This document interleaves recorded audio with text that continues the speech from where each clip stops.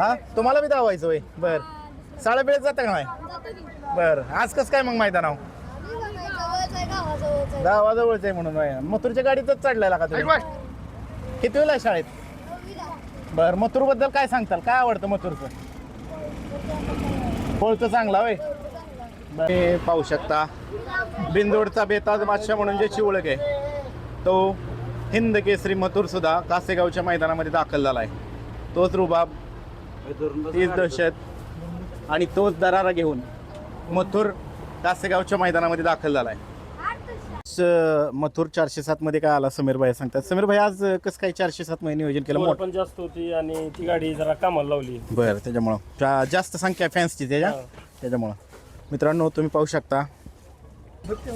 बिंदोडचा बेताज बादशाह म्हणून ज्याची ओळख आहे तो म्हणजे हिंद केसरी मथुर आलाय प्रसिद्ध बैलगाडी मालक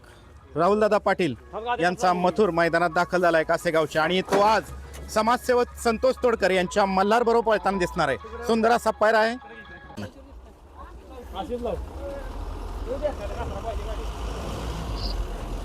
मित्रांनो तुम्ही पाहू शकता बऱ्याच जण